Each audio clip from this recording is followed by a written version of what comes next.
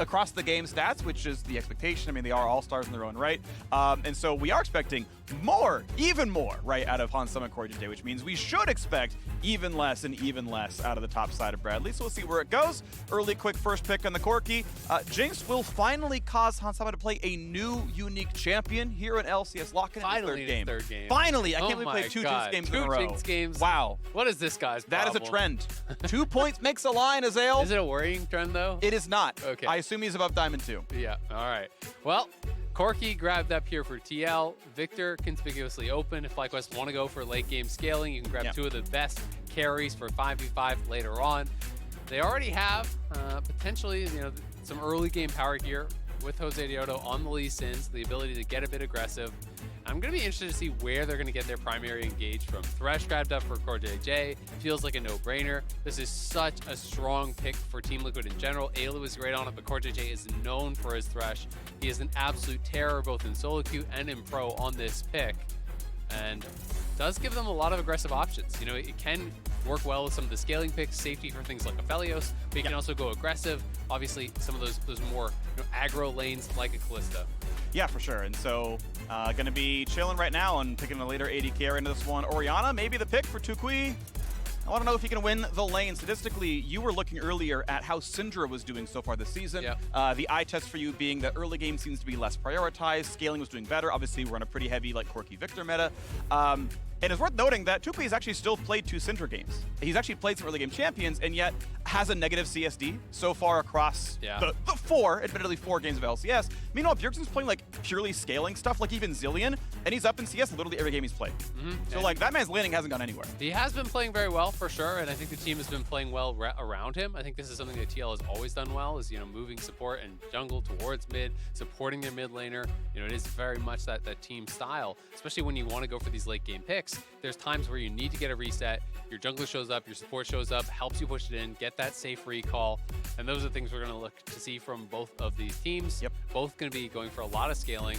I expect when you're going Orianna, you're going to be going more combo based, so they don't have their support engage yet. You could be looking for Leona, Rakan, Nautilus, these types of things to be able to set up the shockwave. Otherwise, I just don't think it makes sense to take the Orianna over something like a Victor or one of those kind of more traditional picks in this current meta. Right, the S tier of LeBlanc and TF, that feels like every team plays them if they're allowed to. Yep. Those are banned as expected. So yeah, you expect the Corki Victor fallback. Orianna, of course, is the pick here, so we'll watch to see what happens in this one. Of course, Hex Drinker, we see a pretty common amount on Corki, usually more against a really aggro pick like a Syndra or LeBlanc, but you can do it against Ori as well. Valkyrie is a little tough to get out of Shockwave with, yes, instant cast, but it's not that fast, so you sometimes get it brick. Time, yeah. Right, whereas if you have an Arcane Shift, you're always getting out. Yep. Even if it hits you, you're getting out. Yep. So could go for a defensive option. We'll see how that one goes. Lee Sin does get grabbed for our boy JoseDeodo, finally allowed to pick it, and does so at round 2. Yeah, and it's probably going to depend on if there's other sources of AP damage, for the Corki. Generally, if there's double AP soul laners, feeling like you can grab that Hex Drinker pretty early and be comfortable with that. But honestly, Corki just scales so incredibly well that sometimes people are just happy to grab a Null Magic Mantle for the laning phase on your first base. You grab a Null, you grab a Tier, these types of things, and you just sit and you scale up. All you want to do is play for late, generally on this, play for multiple item completion. When you have the Murmana, when you have the Ludens, you hit level 11, the poke really starts to ramp up, and Corki can feel pretty powerful from there. Rakan getting locked in, though, does feel pretty good here alongside the Orianna. One of those combos that I was talking about, I think makes a lot of sense if you're going for the Orianna over the Victor, pair it up with some hard engage, and Aphro, going to be honest, Rakan can give you just that. Suffering aggro picks, Kalista Draven. Yeah, I mean, one. Caitlyn is banned out. Obviously, the Aphelios is banned out. The Varus is banned out. The Jinx has been taken away, so we'll push on someone to something different, and it is going to be Kalista Thresh, so definite kill potential on that bottom side. Rakan does not have a strong laning phase whatsoever. Jinx is going to absolutely going to be having to play on the back foot here, and that makes it really, really tough because you don't even have a winning 3v3. If JoseDeodo comes down there, you have Santorin coming out on the Xin, you're going to lose that 3v3. So it'll be about mitigation, lost mitigation here for FlyQuest on that bottom side. But Akali coming through. So this is probably the Bradley pick, expecting to see just tank Akali. That has been kind of the flavor of the month right now. People have been all about it, and it is a pick that he already brought out in Academy in the top lane. So will be interesting to see if he does in fact go for tank or if he is going to be playing more of the kind of older style, which is full AP. Yep, 20-year-old former mid laner, fresh up to the Academy Series this season, played all of like one match week, and now he's on the Rift here, playing in the Team Liquid lock-in playoffs already. The final comp comes in for Sion. That is a champ actually we saw on Team Liquid. Whippa played it with a whole breaker into full tank. We'll see where Kumo wants to go on this one. Has been mostly on tank duty, 2 Gragas's and an Ornn. Once again, playing frontline, and the scaling is great. Sion's one of the better scaling late-game tanks. Ornn, to be fair, does do more there, but Sion's still pretty solid. Ori's a team fighter, Jinx a team fighter, and we'll see if it's going to be enough that JoseDeodo can get around and kind of resuscitate a bunch of pretty tough lanes. Yeah, absolutely. I mean, I think if you're FlyQuest, you're hoping to just stay at parity, get towards 5v5. You want to play front to back. You have really good engage options here, with the Rakan, Lee Sin to follow up, Sion ult going through, and they're just trying to create space for the Orianna, and especially for this Jinx. If Johnsun can get that first reset, you can really start to run people over.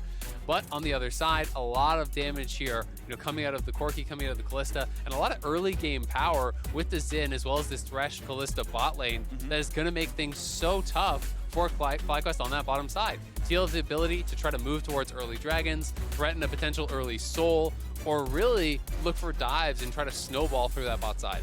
Yeah, I'm looking forward to it because I think we have seen some good early aggression out of the jungler. Santorin especially is always willing to burn his flash to get a teammate a kill, get him a lane lead, and so I want to know, over under at 4:15, Santorin flashed into a lane. Over under 4:15. Over 4:15? Okay, I'm happy with under on this one because we had the level 2 Trundle gank last time I saw him play for Bjergsen, and that was quick. So I just think FlyQuest are going to play so defensive that it's going to be hard for him to find the options. Because I think if you're FlyQuest, there's no lane you want to scrap it, really, right? Like you kind of want to play it pretty defensive. Maybe a little bit, in mid lane. I do think that toucouille has the opportunity to potentially create some sort of an advantage in that mid lane, but it's pretty scary. Ooh, get Bjergsen over. He's not doing it. Wait, what? Weird choice. Oops. So I don't know if you're going to cover something or what, but if you share a ward XP with at most 4 players, a soul laner will level up off of 6 CS. 1 minion they don't need the 7th minion. That is a pretty big deal in some matchups. Bjergsen started walking over and they're like, never mind, and then just didn't get the golden XP. I found that kind of strange. Obviously, now he's top side. Santorin's pathing towards bot. Maybe he was worried that there was some sort of a little trap being laid or something. That they were in the river and waiting to punish to be moved over. Yeah. I'm not really sure. Otherwise, it is very strange. Like there's got to be some sort of logic there, or it's just straight up miscommunication. Either way, not going to be a big deal in the large scale of things here. And CoreJJ just maintaining brush control. Play ignite, a little bit of slow, and he's going to survive this one. Nice knockup by Aphromoo there as well. But yeah, Johnsun, of course, with Aphromoo out of range, no Guardian Shield means, well, you've got a flashless 300 health Jinx in this lane now. At very least, he did start Longsword 3-pot. All 3 of those potions have now been chugged, so gonna be waiting a while to heal back up, but this is rough, because now you can't even thin the wave. The wave will actually fully crash and then bounce away from you.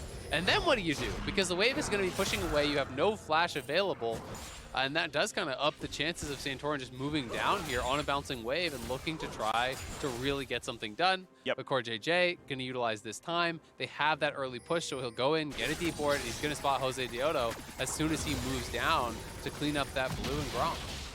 So as the jungler's path downwards, looks like we had a full clear on the top sides for both of them. So they're on their 4th camp here, similarly pathing towards the bottom side. As you mentioned, bot should slow push toward TL, making it tough. Always a fan of a Hex Flash support, just burning Flash level 1, getting a good trade and saying, hey, round 2 is I Hex Flash from the brush, and you just die this time. You don't have Flash out. So big fan of burning that and essentially being up a half a summoner spell for the entire laning phase. Yep, absolutely. I mean, he did spend the Ignite too, so there is that little discrepancy. Sure. There is still heal and exhaust available, but I like the move. It just took so much of their regen away. Yes, Johnsun is pretty healthy again, but all 3 potions were immediately gone. Any poke is going to stick from here on out, and Jinx does not want to go back to base without any sort of gold to get a proper buy. Now JoseDeodo has actually secured that scuttle, but Santorin could look to try to mess with him around this Gromp if they want to push and roam from this TL bot lane, and it looks like that is going to be the option. He's kind of following him in, knowing that his bot lane has prio. Yes, it's a closer move here for FlyQuest, but if they move away, they're going to lose minions, potentially lose plates as well. Yep.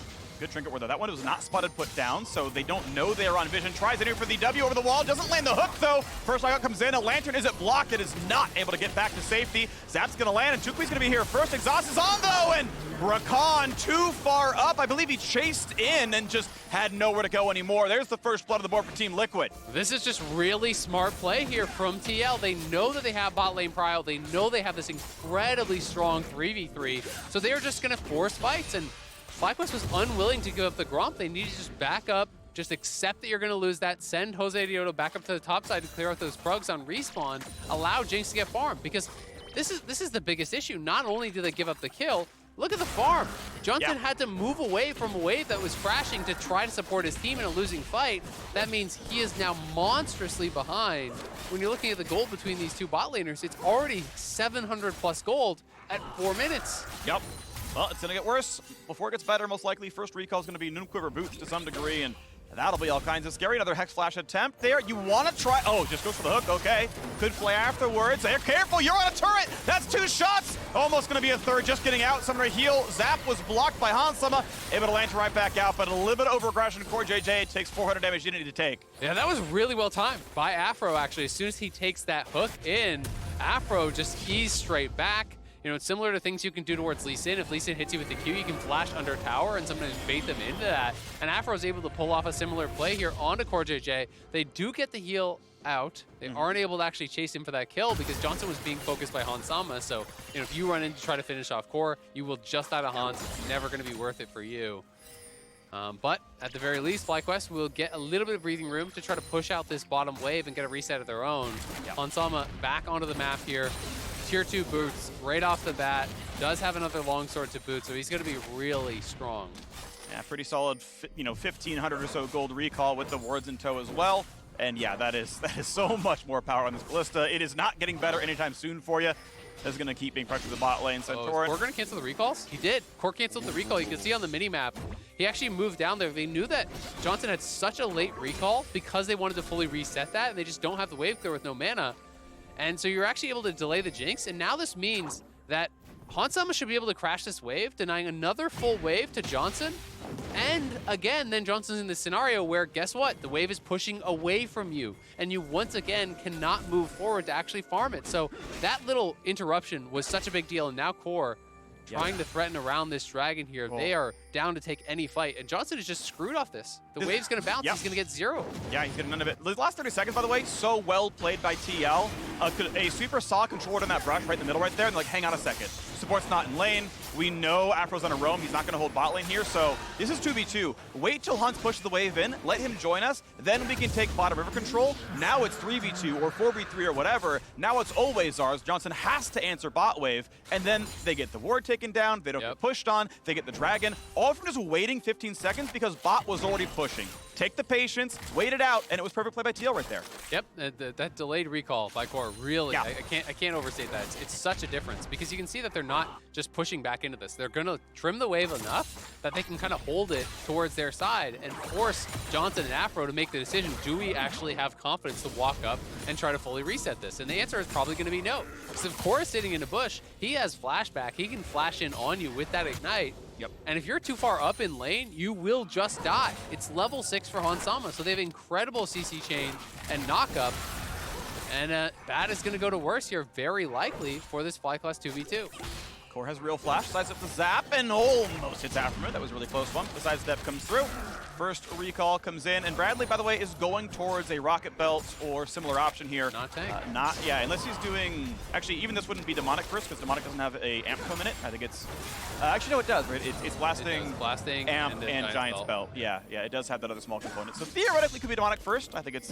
It could be doing against Sion. Could make some sense against the Sion. You have that percent HP burn, but... Or it's Riftmaker. Yeah, but it's like that. It's probably just going to be AP. You know, almost always I do see people just stacking health when they're going towards this build. They rush towards Chem Tank very early on. So that's usually the first item. Grab a couple Ruby Crystals or your Bomby on your first recall. So probably just going to be more of that AP style. And I do think it can work quite well. You know, you're trying to just burst people out, dive in alongside that Xin, alongside, you know, CoreJJ if he can find some sort of a hook and really look to pick on people like this Jinx, because Jinx is is so relied on to deal damage in this team comp. Yep. Even if you can't 100-0 the Jinx, if you just get on top of Jinx and hop into your Shroud, Jinx cannot walk past you as an Akali. You will die if you try to walk through that Shroud. So that alone can buy time for the Corki and the Kalista to just kill off people like the Sion and the Lee Sin. For sure. Unless you get really good with the Lee Sin, you land the Q, you get the reveal, and you're like, the Zonias are out, buddy. But that is, you know, you have to land the skill shots, right? Because I believe it's Q and not E will give you the reveal free. He does reveal. He does? Okay. But, you know, you can try to play it defensively like that and just stand on your Jinx. The question is, you know, is that going to be a winning play? You know, is that going to get you that 5v5 win here? You know, if that Jinx is having to sit back and really play carefully around that Akali. True. Well, that's what team fights look like. Right now, it is a solid 800 gold lead to Team Liquid. I wanted to point out, by the way, we saw it in the picture-in-picture or the pan over afterwards, that Bjergsen was in base when they went for Herald. He's sitting in base next to package with TP up. There's a fight. I grab package, TP to mid-turret, and I package and we win. Okay, they got Herald for nothing. Left package in the base. Dragon. It is a 4-minute cooldown. And Dragon was up in 3 minutes, so he saves it for that one. Now, CoreJJ trying to save himself, not able to hit the blast plant, and goes down to toucouille. Did not attack the blast plant to jump back to safety. Maybe wouldn't have mattered, but just kind of walks to his doom. So one back in the board for FlyQuest. Well done to them. Yeah, nice kill. Back. And that's going to buy them a little bit of space here on this bottom side. Very likely you can get a push out, hopefully for Johnsun, who's now down a good 1,000 gold, as we actually saw in that gold comparison chart on the left side of the screen. He was really close to actually grabbing that kill from long range with the rocket, which probably would have been the ideal target, but toucouille going to be able to grab that, going to be still feeling really good about getting that kill on either of your carries here. And Kumo just kind of trying to survive up on that top side, farming out. He picks up that tier just to try to have enough mana to be constantly pushing out these waves. You need to be able to just stay comfortable in this lane. And yep. Nice little trade. Ooh, this could be pretty good. Sion's going to find the knockup. Is it going to be enough damage, though? As charge on their Q, E backwards gets him to safety. Bradley just equalizing farm against the Sion top lane. Yeah, and Kumo a little bit over-aggressive. I mean, he has a TP, so it's not a big deal. When you spend the ulti there, I just don't think you can ever commit to the kill because he's fairly low. Ignite and ult are available for the Akali. So when you spend those early spells and you get him down to about 20-30%, but you're 20-30% yourself, you are very close to just dying.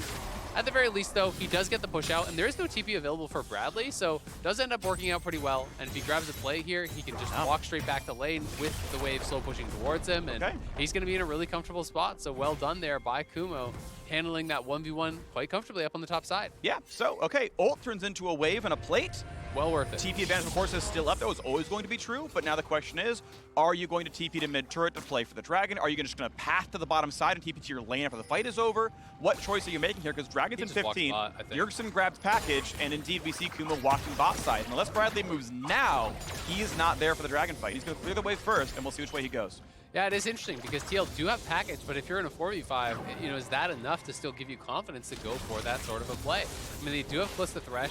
They are just going to drop Herald down here and use that to create some sort of pressure, but Bradley is still not moving, so the question will be answered here shortly. I still think if you're TL, you don't want to take this fight, because if you take that fight 4v5 and you lose it against this Jinx Orianna and you give them time, it's pretty rough, but at the same time, I feel like Bradley could have just given up a wave and come down to 5v5 when you have the early power. Guaranteed result is going to be a couple of plates. Is there a jump into a steal? Nice kick back, the lantern, a bit of damage, and the smite comes in. So well done, a good attempt. It was pretty safe overall. Again, they had the lantern jump combo.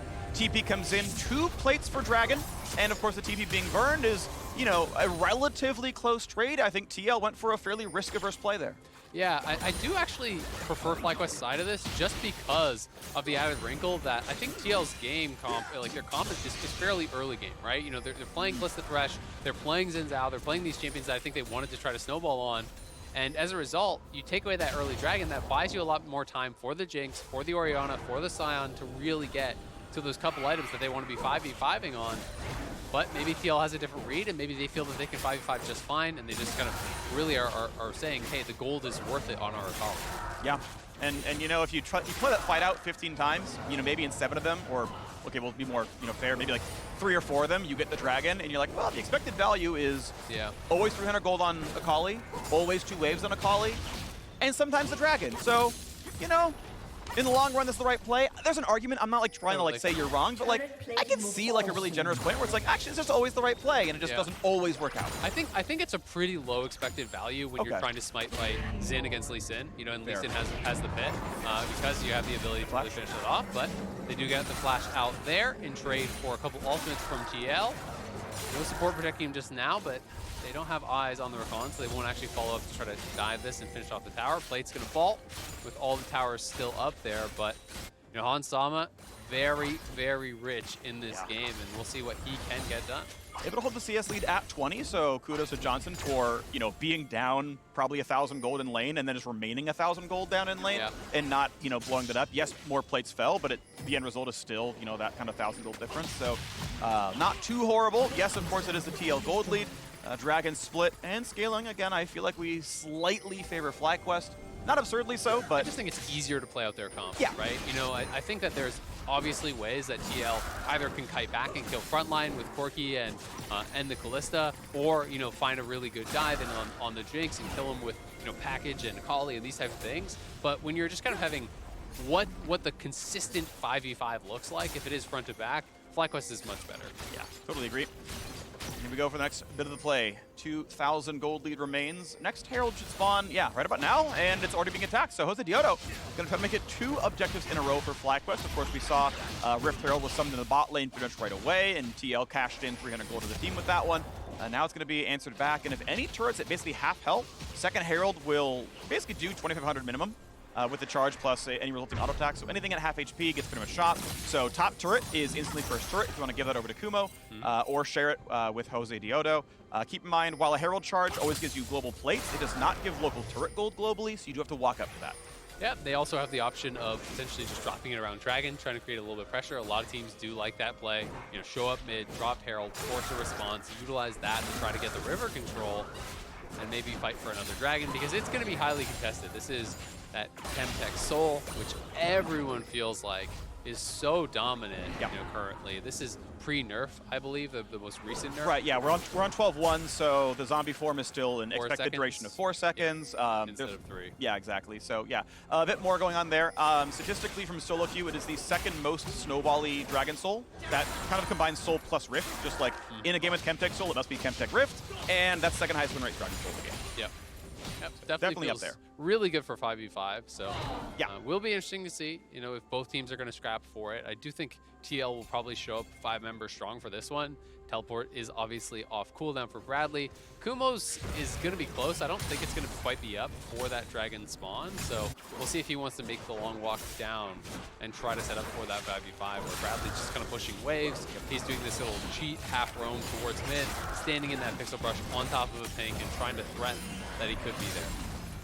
I'm just going to note that Kumo did go for steel caps here, trying to block auto attack damage. It will affect the magic damage Corki autos, because it's an auto attack, and it of course affects Kalista, it affects Zhao. Just none of their spells, so not going to do much for Ren, not going to do much for Corki missiles. Could go either way. Don't really hate it. And it could be interesting to see, something we were actually talking about earlier, is kind of the strength of early Warmogs, because you only need the 1100 bonus HP now. And I actually love when I'm playing tanks and I'm playing against someone with a lot of poke, to just go for an early Warmogs and just stand in front of all the Corki rockets and say, well, who cares, right? You know, I'm just going to regen all this up. It allows your carries to position more aggressively without having to constantly worry about sidestepping all of these rockets, because you have the ability to just tank all that, regen it right back up, and now FlyQuest trying to get a kill into a Herald, it looks like, because they're just kind of brush camping here with Aphro as well as JoseDeodo. Seeing as someone was kind of sneaking through the lane now, but the problem is they've already actually snuck through and they're on the bottom brush. So a possibility, of course, Bjergsen is holding package. Package is unstoppable. So if you have reactions at all, you always survive the play.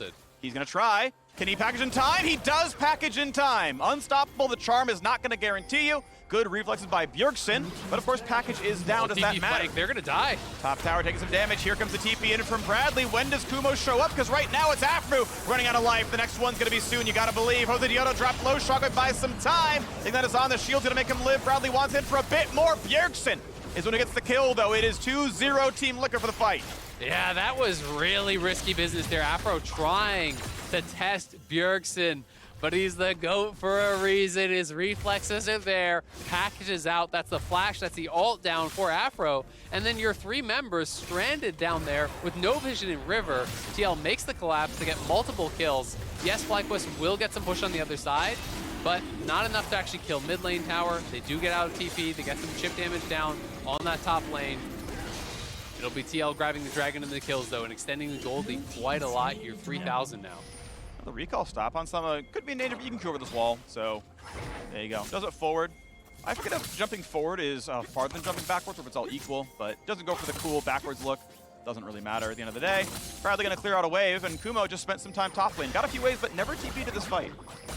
Yeah, I feel like this was really unlikely to work, honestly. It is out of the bush, you have to be quick, but he's pretty far back. So really, like, as soon as you see him running out with ult, yes, he does flash to try to instant charm, but as long as you pretty much just press package, you had enough time that most people, I think, will react to it. I think his ult timed out, and he didn't ever charm in the first place. It looked like he had gone over the top of Corki's model. I'm not certain, but I have to look back again. As long as you press the package, it's going, right? Sure. It is going to go even if you do get charmed, and the charm may yes, if you cast it before he ever got his model on top of you. I'm just not sure that happened. It looked like he had started the W, like he was already like on the ground, like channeling the W, and then Corki packages and knocks him backwards. That's what it looked like to me. If it expired, that is definitely just a straight up mistake from Aphro, because he popped it pretty early in the brush. Right. Maybe he was thinking Bjergsen was going to step forward a little bit more. Either way, went for the risky engage, did not pan out in that case, but thankfully for them, they are still scaling up here. Jinx closing in on 2 items, thankfully, but Hansama's closing in on 3. Yeah, it's getting scary. I think we have a big front line as he's going towards, I love this actually, looks like it could be Steric's Gauge. I think Steric's Gauge is exceptional, by the way, on Sion. You have so much bonus health, that feeds the shield. And you actually have good RID ratios. So this could, of course, be Hullbreaker instead. I think it's the same build path. But really am a fan of Steric's in this champion. Yeah, and I think Steric's would make more sense, you know, given that he's not rushing Hullbreaker. Generally, when Sions go Hullbreaker, it's just first item, right straight towards it. Utilize that for the lane pressure and to try to, you know, really get something done there. If he feels like he's just going to be locked inside lanes the whole game, maybe that's an option. But I think Steric's makes sense. It's not only strong in the 1v1, but it's great in 5v5. You just have so much power through that shielding. With your W getting stronger and stronger, that massive Steric's shield as well. Yeah. And even Titanic Hydra, if you're really going to keep going that way. Again, Titanic Hydra is AD on bonus health. He prints bonus health. Like, I do think I want to see more Bruiser Sion overall. It is actually a good in-between of lethality and full tank, where you are threatening. It's no Prowler's Claw passive gameplay. You don't quite get that. There's no Youmuu's Prowlers, but it is actually quite good to play Bruiser Sion. I want to see that some more over the course of the season. Maybe we'll see it a bit here. Mid lane now under fire. Team Liquid still in the driver's seat. Up that dragon, up almost 3,000 gold. And that hook could mean a kill. Oh, it's just deletion! JoseDeodo had no respect for the hook, and it kills him. Yeah, Jose too slow to react there. Great hook, but here comes Kumo. And he gets at most a slow, maybe nothing at all. We get a charm in the back line. Hansama getting back to safety. Flash and heal are down. Now the front line running lower on health is Kumo. Knocked up now as well by CoreJJ. Gets away just barely from Shockwave, and they still get the kill. There's one on the board, but now it's Zombie Sign. That's a trade back now on a Santorin. Just barely, Johnson's alive. Ulti is up. He can go in from downtown, find a slow, find something. But Bradley's on the hunt, and Bradley's gonna probably find this kill. He sees him in the camouflage, blue dragon to the side, and he's gotta have the move speed. E backwards gotta be up in a couple of seconds. That should get the kill. There's the E, here's the ignite, and that is the kill. Don't look at explosions. Team Liquid with another fight. FlyQuest trying to go aggressive there, but they couldn't get those initial kills. They couldn't zero out Hansama, and when he turns around, does so much damage to Johnsun, pushing him out of the fight almost immediately. The Shockwave was flashed from toucouille, not able to grab those initial kills that you're going to need to win a fight like this. And JoseDeodo just not respecting the hook, too slow on the safeguard here to actually react. Gets hooked up, dead immediately, but FlyQuest say, all right, some cooldowns are down. We can still look for this. Our top laner has roamed. Kumo goes in, but it's an easy sidestep from TL. And then the initial engage is good on Hansama. They force out the flash, they force out the heal, but it's really, really tough to win from here without a great Shockwave. And the Shockwave is just not able to land on Core as he flashes out. Hansama pushing forward on the right side of your screen, zoning out Johnsun, and Johnsun would have been dead immediately if it wasn't for them grabbing a kill to get him that speed up. Yep. And even still, eventually, you know, Bradley gets the jump and everything. So, you know, Azael, you mentioned worrying trends, and if you translate the mid laner's name, a missed Shockwave, that's a worrying trend for our boy. Lines up. I think another worrying trend is Hansama 3K up on Johnsun. That is also meaningful. Team Liquid looking well poised to close this one out relatively early on. Ludens is done. Now, Bjergsen had gone for a shield bow build last week in lock-in, has gone back for a poke build here. I think reasonable to play for pokes. And yeah, it is Hullbreaker second, so almost every Sion I've seen in Pro is actually buying this item at some point to play for sides, but obviously not good for the team fight stats. Not going to get much done right here, as again, he is sidestepped, he's not going to land. Will we get any more, though? No, the play is going to stop the knockup, so nothing to be done at all. But we know the Dragon's up in 2 seconds. The question is there a fight to be had? Bradley walking up for a bit of damage, heading around, and TL, yeah, they feel comfortable. Bjergsen has package ready to go, and it looks like this is just control the bottom river.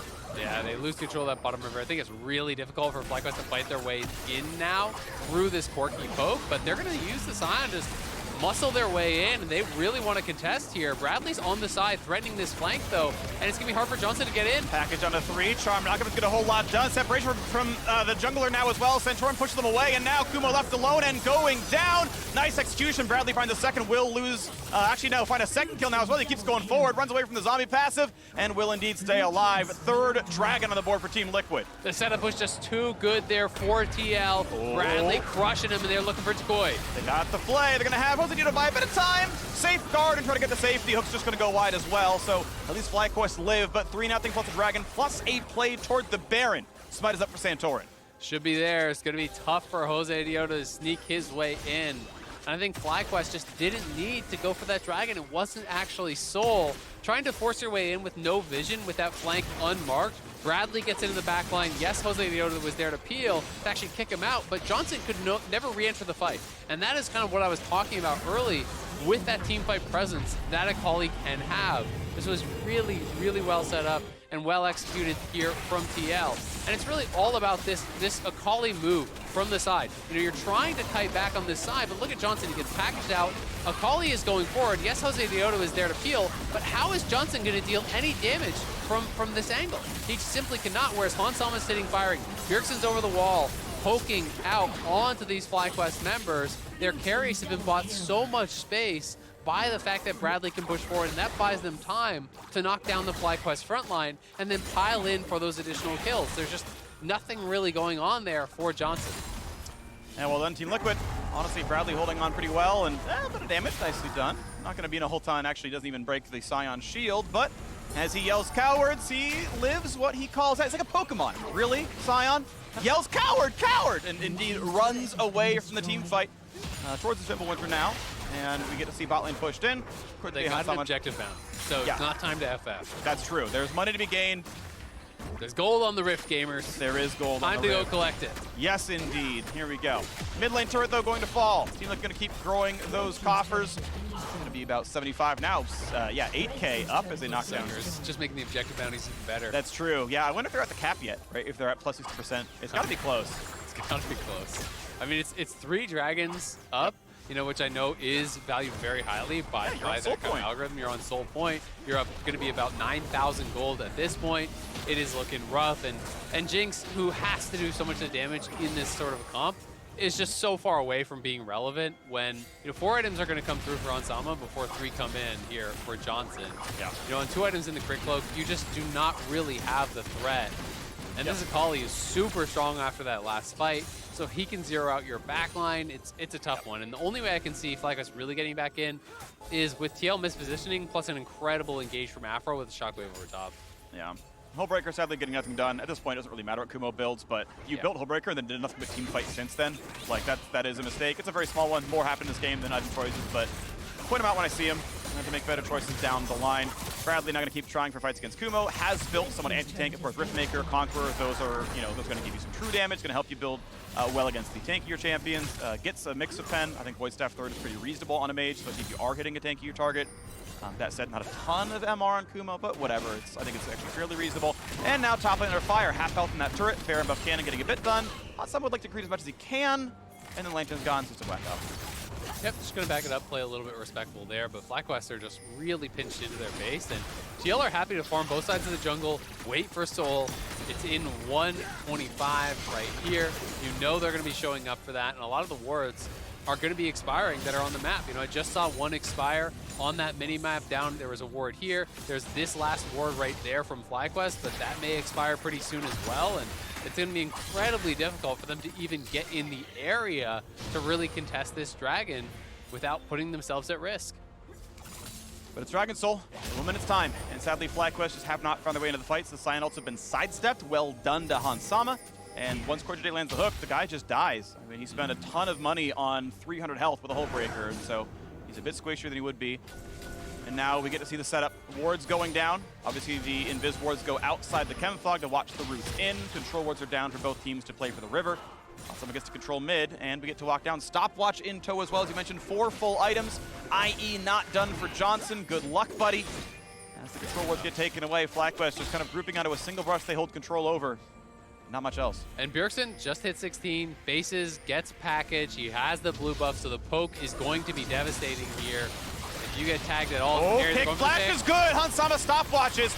Channel the Q. Can they get it to happen? A good flash to safety. Santorin a bit low. There's Aphromoo. Johnsun getting railed down with Corki rockets, though. And the front line is a death for the Rakan. Nothing to be done now, and Bradley's in. That's going to be an execution. Double kill, and a final one in for the Corki as well. 3 for nothing, and it's time to turn tail and run. FlyQuest fly back to their base, and this is going to be the 1-0 start to the series. Dominant one here from TL. The debut of Hansama and CoreJJ, and it does not disappoint here. They look incredible running over this FlyQuest team. And they're going to knock down the turrets. Going to try for the defense now, FlyQuest, but Kumo drops while fighting for the turrets. Gets the zombie mode to maximize the DPS, but Core flays him back, and really not a lot gets done. Still a wave here to knock down the turrets, but the respawns are coming soon enough. There is a slim chance you fight for the Nexus, although it is getting slimmer and slimmer by the second as Hansama walks in, dealing damage on the fountain. And will they go for the KDAs? Looking for a hook here. Is it going to be enough is the question. Not quite there. So the Nexus goes down. And Team looking to take the 1-0 start in the best of 3. Really well played. Got to give some respect over to Bradley here as well. Yeah. Only has 4 Academy games, comes in, first LCS game, a lot of pressure here. Not going to the tank, actually going full AP Akali, 7-0-2. A lot of them were the cleanup kills at the end, but he team fought really well, and I do think that third dragon that TL got, that was kind of the nail in the coffin, and he was massive in that team fight, zoning out Johnsun, picking up multiple kills. It's a really impressive debut from Bradley. Yeah, it was. I gotta give him a lot of credit for a well-played game. He went completely equal in lane against Kumo. Okay, fine, you know, sure. Scaling up in the Akali, okay, you know, nothing to talk about. We're there. And then, yeah, we got into mid-game where TL made one choice to say, we're gonna sack second dragon and just get a lead on Akali. Okay, fine. And then we go to the third dragon fight and he's like, yeah, I'm big, I have TP, and that flank was like what sealed those kills in a lot of cases, that, you know, he got the damage in, he got the chase down that guaranteed the extra ones, and that made the difference. Absolutely. Just kind of kept their carries zoned out of the fights, and it'll be interesting to see what the adaptations are going to be from FlyQuest. I just don't think that they can give over so much early game power in the Kalista, the Thresh, the Xin, and expect to be able to kind of go for these greedier, weaker lane picks. Yeah. You know, I think that the Rakan Jinx lane was punished so heavily. Yeah. You know, Rakan is such a weak laner. Jinx is a weak laner. You're going up against CoreJJ and Hansama on these super powerful early game picks, and they really knew how to extend that advantage. You know, it was clear that going for a bot lane dive would be risky, but instead they're going to invade on the Gromp. They're going to pressure JoseDeodo out, and they're pulling Jinx in these fights that Jinx cannot win, but is losing farm to actually move and cover her teammates. And I just thought that was really well executed from TL. Yeah, Santorin did, what, 5 camps to invade Gromp and was like, yeah, I'm here, let's go, right? And just with the roaming, it was better. So, well done, TL. Good early game plan. They played on the winning bot lane, and it led into a victory. So now, TL has the 1-0 lead. It's time to head on to the State Farm Analyst Desk to talk about that one some more.